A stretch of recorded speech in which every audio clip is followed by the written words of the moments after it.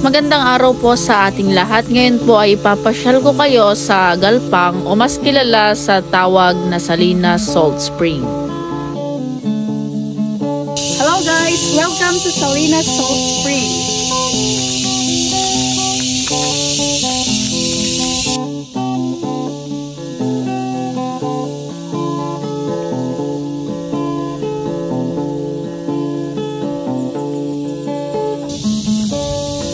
Ito na guys, di Salinas Salt Spring.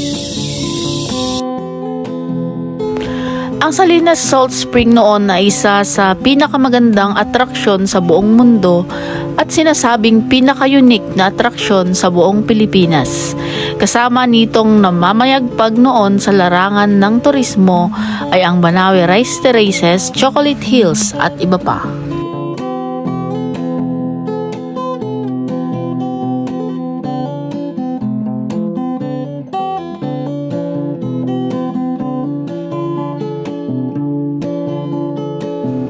May dalawang kwento patungkol sa pagkawala ng Salinas Salt Spring ayon sa mga residente rito.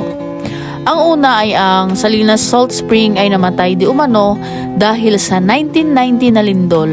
Ang naturang lindol ay nagresulta ng pagbara ng bunganga ng Galpang o Salinas Salt Spring, dahilan kaya ang tubig alat ay di na muling dumaloy pa.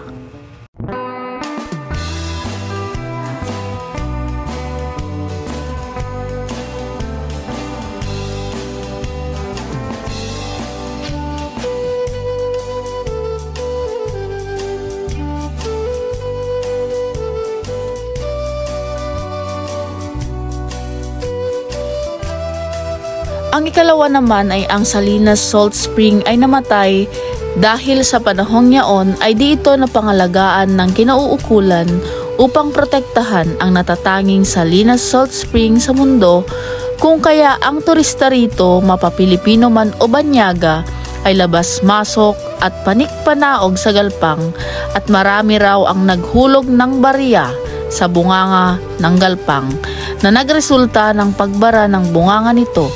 At ang pagdaloy ng tubig ay humina mula 1985 at bumaho rin ang tubig na lumalabas rito na amoy kalawang at kulay kalawang na rin at tuluyang namatay noong 1990.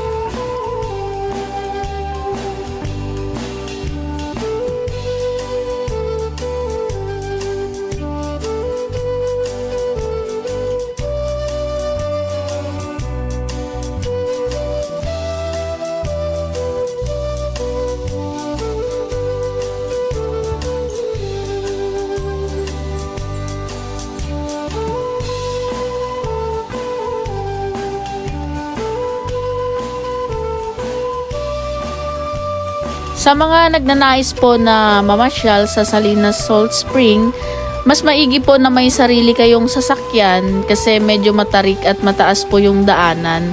Tapos baka hindi kayo kayang ihatid ng pampasaherong tricycle sa mismong Salinas Salt Spring.